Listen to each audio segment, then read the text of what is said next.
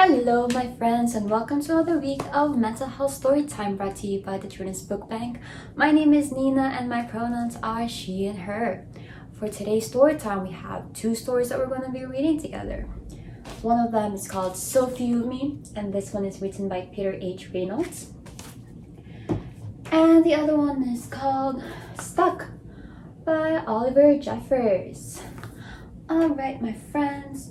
These two books that we're going to be reading today will be talking about setting goals, setting achievable and reasonable goals. But before we start our story time together, I would like to start it in a different way. So, I would like us to wiggle our hands, our fingers, our hands, our bodies if you want to stand up, your head, anywhere. And then we're going to do a little bit of breathing exercises before we start, so that way we can get our blood flowing through our body and we are calm and safe and okay when we're ready to start our story time. So my friends, wherever you are, make sure that you're in a comfy spot. If you're sitting on a bed just like me, make sure that you are away from things that could harm you or from anyone from getting hurt. If you're sitting on a chair, make sure that you can move around as well. If you're sitting on a carpet, just make sure that you are safe. Just make sure that you are away from things and from anyone. So my friends, let's take out our fingers and let's wiggle them around. Wiggle, wiggle, wiggle. And then we're gonna shake our arms. Ready? Shake, shake, shake, shake, shake, shake, shake, shake. You can shake your body too if you want. If you want to stand up, go for it. Shake your head. Make sure that you are doing it in a safe way so that way you don't get hurt. So I'm gonna do shake my head, shake my arms, shake my upper body, and then we stop. All right. So now that we shook our body, we took away some of that stress, some of those worries, some of those anxieties out through shaking. A little bit of breathing exercises. So we are going to breathe in through your nose and out through your mouth. Breathe in through your nose and out through your mouth. All right, I'm feeling a lot better and I think I'm ready to start story time. Are you? Awesome. Okay, my friends. So I think we're going to start reading with this one. So Few of Me, written by Peter H. Reynolds. So I'm gonna come a little closer so both you and I can look at the pictures and the words together. So Few of Me by Peter H. Reynolds. Leo was a busy lad. No matter how hard he worked, there was always more to do. Maybe making a list would help.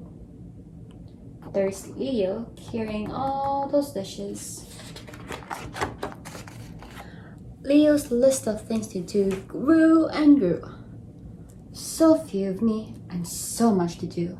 If only there were two of me. Just then, there was a knock on the door. I wonder who's at the door. Leo opened the door and blinked and rubbed his eyes. It was another him. The new Leo grabbed the list and said, "Two of us will get it done." 1 and 2. There are now 2 Leos. He was helpful, but found even more to do. A third Leo joined the 2. How about 4? 4 makes a fantastic team. But maybe a 5th would even be better. Still not enough. A 6th came in to help organize the lot. After meeting for hours, they decided they needed a 7th. With 7 Leos, there was 7 times as much work. Leo sighed and said, We'll need 8 just to catch our breath. The 8 Leos worked furiously. Maybe 9 Leos would get it done? No, add 1 more to make 10. Each one busier than the next. Leo, Leo, Leo, Leo, Leo, Leo, Leo, Leo, Leo, Leo. And Leo paused to review their list. Back to work! 9 Leos shouted. No time to stop, no time to rest.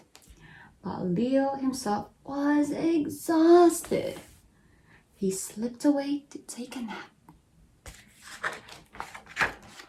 Leo awoke to 9 other Leos staring at him.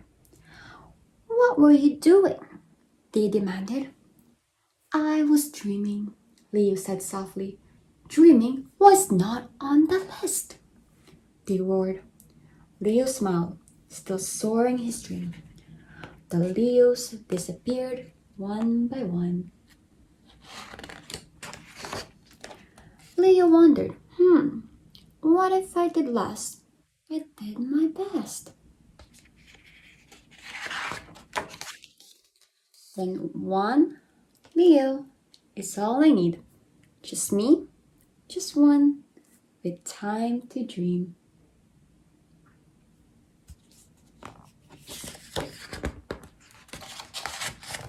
And there we have it. We have Leo taking a break from all the tasks that he needs to do. And that is the end of the story of Sophie of Me, written by Peter H. Reynolds. So my friends, yes, that book was about to fall. So my friends, having so much to do with just one you is almost impossible.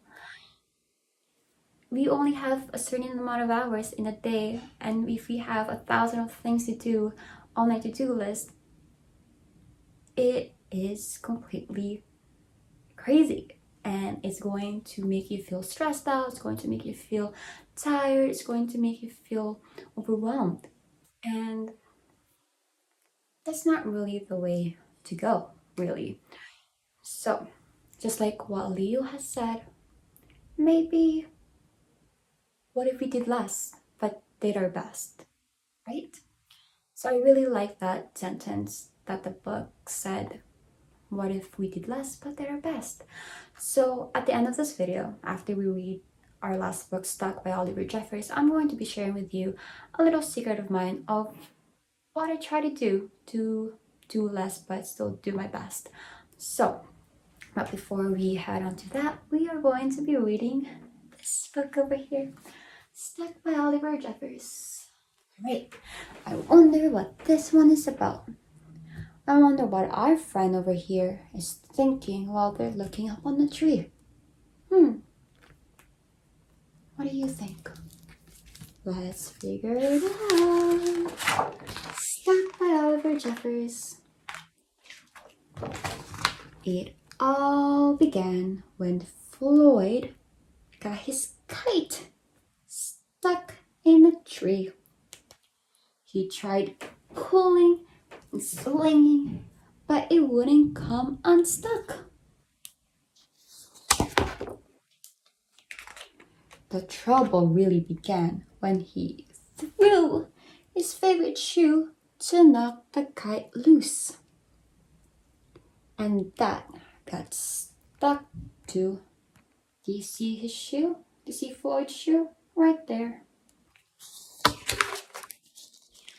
He threw up his other shoe to knock down his favorite shoe, and unbelievably, that got stuck as well.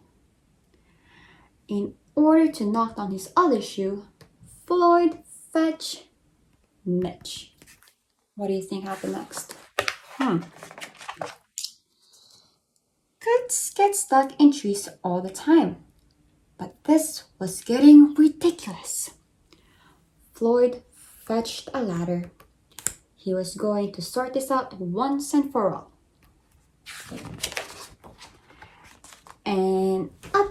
through it.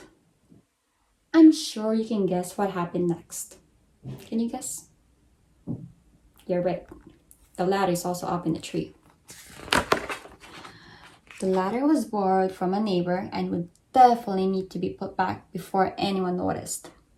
In order to do so, Floyd flung a bucket of paint at it. And wouldn't you know, the bucket of paint also got stuck. Then Floyd tried a duck, quack quack, to knock down the bucket of paint, a chair to knock down the duck, his friend's bicycle to knock down the chair, the kitchen sink to knock down his friend's bicycle, the front door to knock down the kitchen sink, the family car to knock down the front door, the milkman to knock down the family car, and orangutan to knock down the milkman, who surely had somewhere else to be. So, from all these pictures, you could surely tell that Floyd was a very strong person. He's carrying an orangutan. Wow. And now he's carrying a small boat. A small boat to knock down the orangutan. A big boat to knock down a small boat. A rhinoceros to knock down the big boat. A long-distance lorry to knock down the rhinoceros. The house across the street to knock down the long-distance lorry. The neighbor said, "Floyd?" A lighthouse to knock down the house no longer across the street. And then a curious whale in the wrong place at the wrong time to knock down the lighthouse. And the whale said, "Hi, what are you doing?" And they all got stuck. They all got stuck up on the tree. A fire engine was passing and heard all the commotion. The firemen stopped to see if they could help at all.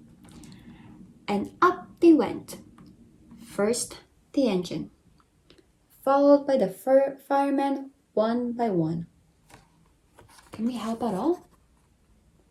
There goes the fireman.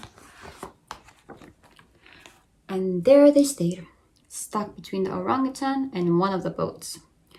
Fireman would definitely be noticed missing, and Floyd knew he'd be in big trouble. Then he had an idea. Ding! And went to find a saw. There's Floyd with his saw. He lined it up as best as he could. And he hurled it up the tree. There goes the saw. What do you think he could have done with a saw? And what do you think he could have done with the fireman that he also threw up on the tree? But instead, the kite fell off. And that was it. There was no more room left in the tree, and the kite came unstuck. Floyd was delighted. He had forgotten all about his kite and put it to use immediately, enjoying the rest of his day very much. That night, Floyd fell asleep, exhausted. Though before he did, he could have sworn there was something he was forgetting. What could it be that he's forgetting? Uh-oh. Seems like Floyd forgotten all the things he threw up in the tree that got stuck. "Hang on a minute, lads. I've got a great idea," said the fireman that also got stuck up in the tree. And that, my friend, is the story of Floyd and how his kite got stuck in a tree. And at the back, we see the orangutan who seems to be falling off the tree. I wonder how they were able to come down from a tree. We don't know. So as I mentioned before, I was going to share with you my little secret of how I like to stay organized. So back when I was at school, they used to give us agendas, which is a big book with the dates on them and the days where we write our assignments and our homework. So I do the same thing now, despite that I've been finished school, and I have this little notebook, the same thing as an agenda, with the dates and the days, and I write down all the stuff that I have to do. So that's one thing that you can do, is write down on your agenda, if you have one, all the things that you have to do, and just focus on what can you really do today. What can you focus today? What can you really accomplish today? Can I do my math homework from 8 to 9? Maybe. Can I do my English homework from 9 to 10? Maybe. Can I have a break after? Definitely. If you don't have an agenda, that is totally okay. You can grab any piece of paper. Right here, I have a post-it note. And you can just write down all the things that you have to do for that day. So what I like to do is I would write down all the tasks that I need to finish. So my math homework, my English homework, my music homework, and I would rank them from 1 to no matter how many tasks that I have. 1 being the most important thing that I have to do, to maybe 5 being the least thing that I'm going to do. So that means whatever is number 1 is the first thing I'm going to do and focus. Number 2 is the next one I'm going to do right after number 1, and so on and so forth. So you don't need to have a fancy agenda, or you don't need to have a fancy piece of paper. You could definitely just get a post-it note, or you could get a scrap paper to write down all the tasks that you need to finish. That way you stay organized. That way you really see visually what you need to finish. I guess that's it for today's story time. Stay tuned for more, and have a good rest of your week, my friends.